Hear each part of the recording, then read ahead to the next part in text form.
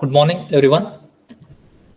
The next problem is the problem number one on rotating of rotating masses, balancing of rotating masses. We have seen two different cases. The masses are rotating in a single plane, balancing of a single mass with a single mass, or balancing of single mass with the two masses in different cases. Now, we'll consider a problem number one, three masses M1, M2, and M3 with 10, 9, and 16 kg respectively revolve in the same plane with radii 100, 125, and 50 millimeter. Angular positions of the mass M2 and M3 are 60 degree and 135 degree from M1. Determine the position or magnitude of M4 at radius 150 millimeter to balance the system. Here we have four masses M1, M2, M3, and M4. M1, M2, M3 is given. The mass is given, that is 10, 9, and 16 kg respectively. Revolve in the same plane. This is very, very important. See that all the masses are revolving in the same plane. So that's why it is a type of problem which is rotating on a same plane. Here there is no couple or there is no moment, only centrifugal force will arise. Radius, corresponding radius of rotation is also given. Angular positions of M2 and M3 is 60 degree and 135 degree with M1 or from M1. Here the reference mass is M1. We are going to measure the angle with respect to M1. M2 is 60 degree with respect to M1. M3 is 135 degree. Determine the position and magnitude of M4. We need to find out the value of M4, balancing mass, and position angle of M4. And the radius of rotation of M4 is 150 millimeter. So next is you need to write down the given data.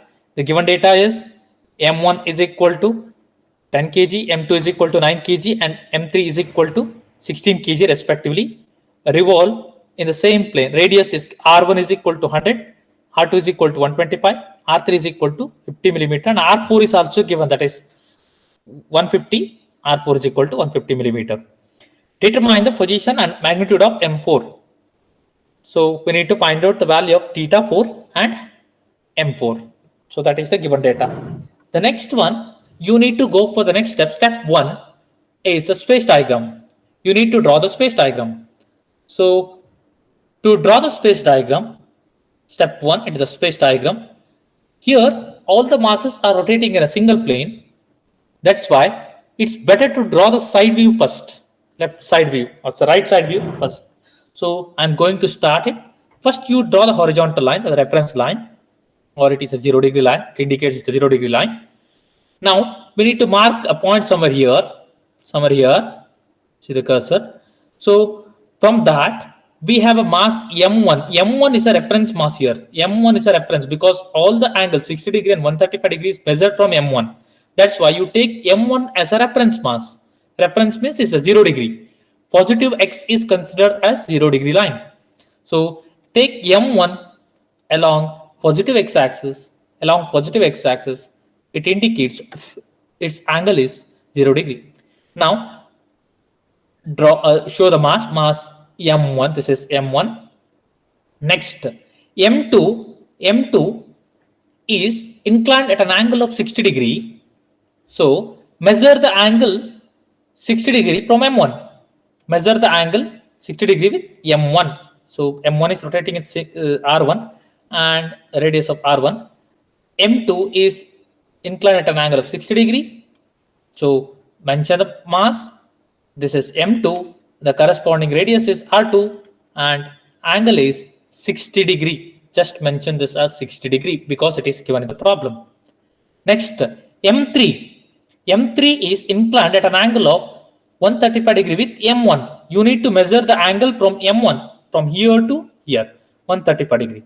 Just draw a line 135 degree. You can take any length, no problem, because radius you cannot take here. It is just a representation, but angle you need to mention properly. So radius you can take any radius, no problem. So it is 135 M3, radius is R3, and angle is 135. You need to mention all the datas you need to label it. So 135 degree, radius R3 and M3. Angle, radius and mass. Next is M4.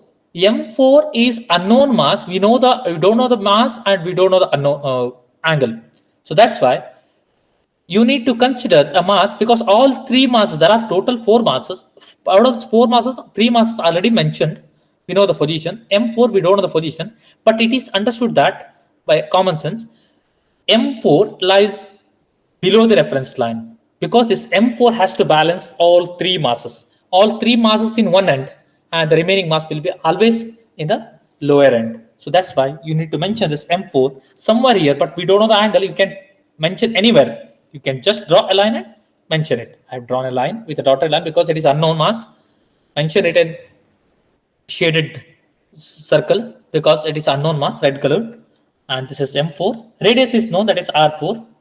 And the corresponding angle of M4 is theta 4. We don't know that. You just mention it as theta 4 from M1. From M1. So this is theta 4. This is the side view. From this, you can draw the front view. To draw the front view, you just come to the front, this one. Yeah, just draw a shaft of any length, no problem. This is the shaft. And just draw a vertical line. This line indicates it is a plane of rotation of all the forces, because all four masses are rotating in a single plane. So just draw a vertical line. First mass is M1. M1, you just project it towards left. So this is M1. M1, just project it towards left. This is M1 because it is here. So if you project it, it will come here. And M2 somewhere here, just project it. This is M2. Next is M3. M3 is here. Just project it. This is M3. M4, it is here.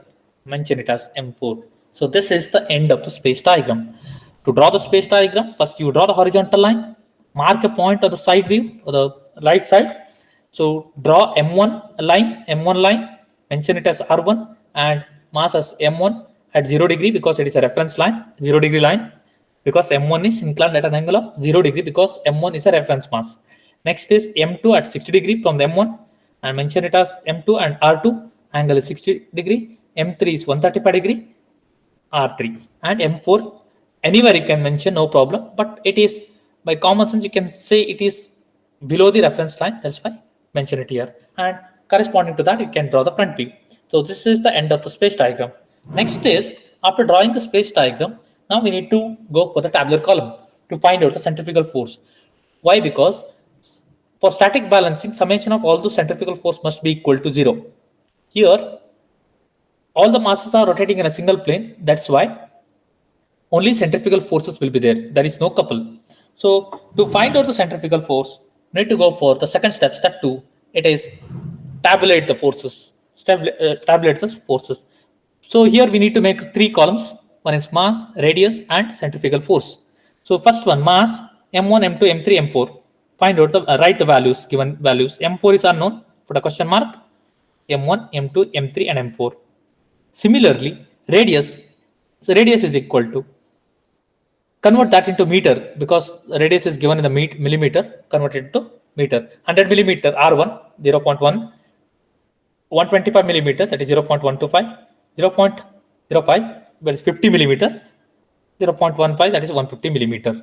Now, centrifugal force divided by omega square, last one, because omega square is same for all the masses, So that's why omega 4 is divided, omega square is divided because centrifugal force is equal to m into omega square into r. Centrifugal force is equal to m into omega square into r.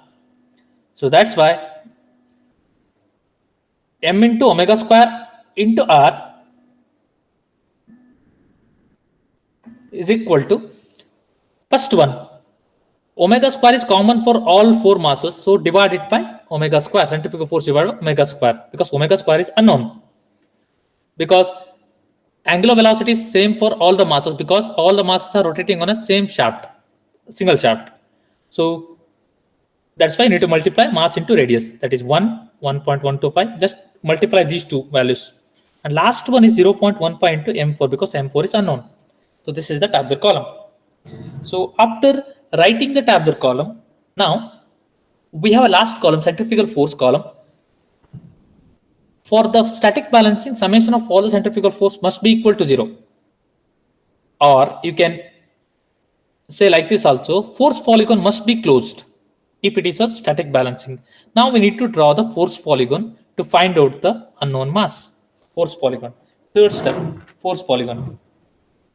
Force polygon. To consider the force polygon, you need to have a tabular column. Tabular column we have copied here. Here, tabular column, we need to see the reading 1.125. 1.125 is nothing but 1.125 is nothing but is a maximum value.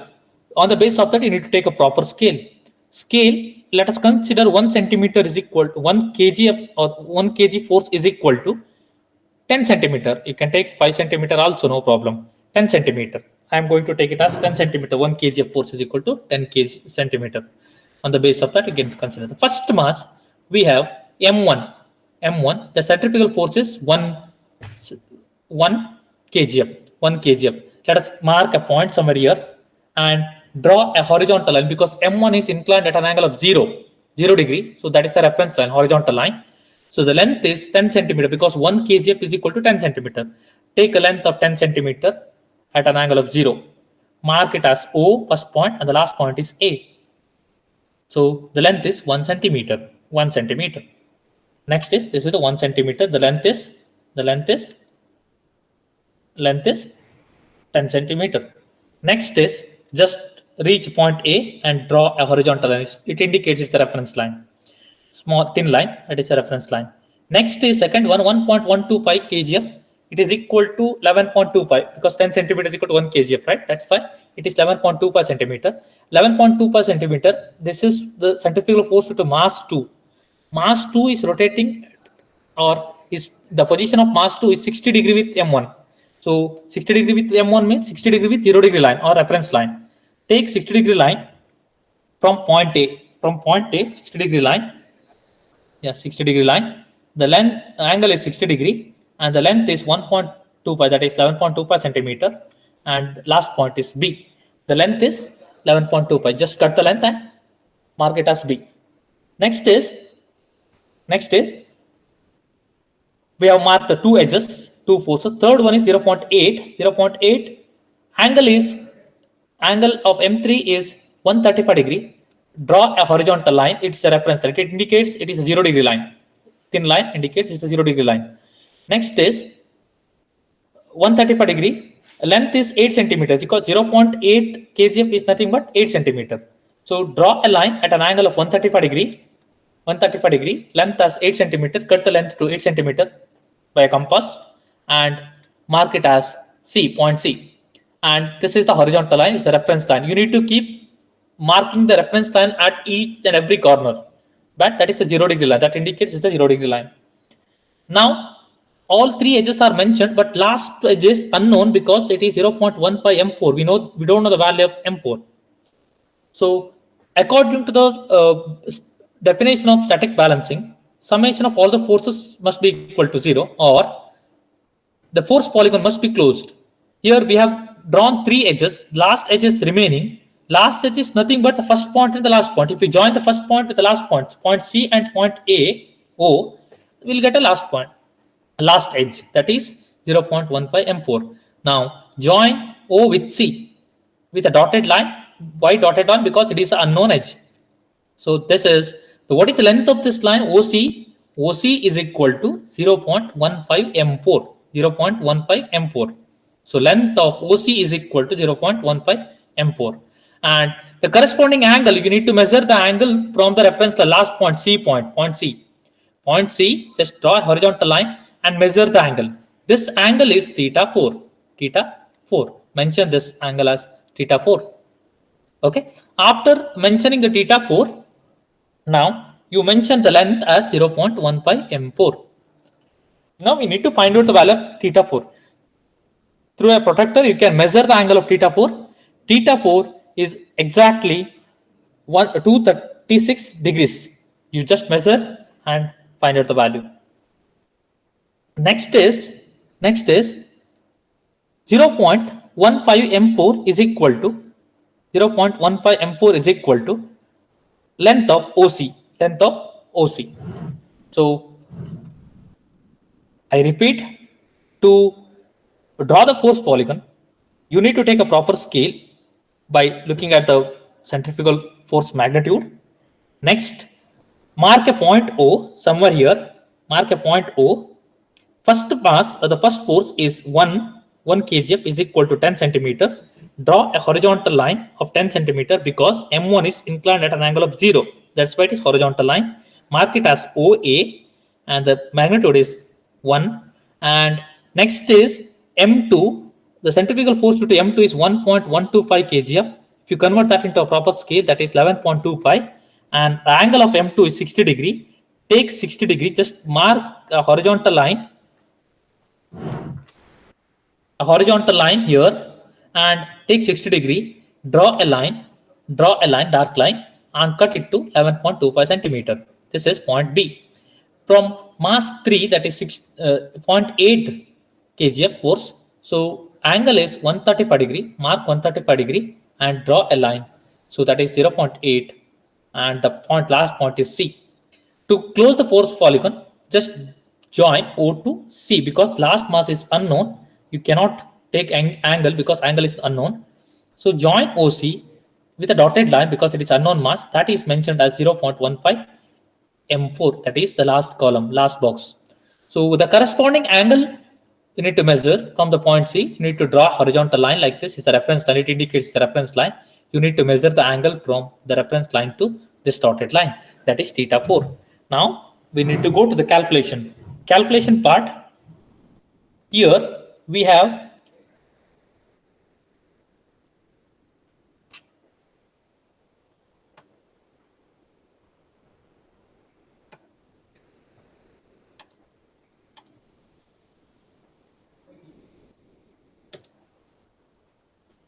calculation part.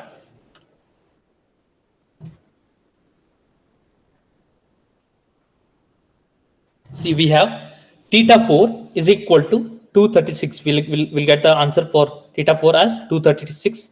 Plus or minus 5 degrees acceptable, not more than that. Plus or minus 5 degrees. Next is length of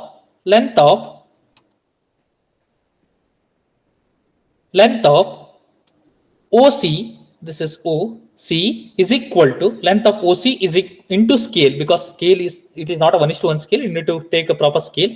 Length of OC into scale is equal to 0.15 M4, 0.15 M4. So 0.15 M4 is equal to length of OC, I am getting 18.3 centimeter. You take your length, whatever it may be, 18.3 centimeter into scale is 1 is to 10. 1 by 10, 1 kgf is equal to 10 centimeters. Scale is 1 by 10. So answer is M4 is equal to 18.3 divided by 10 is nothing but 1.83 divided by 0.15. We'll get answer as M4 12.2 kg for M4 and the corresponding angle is 236 degrees.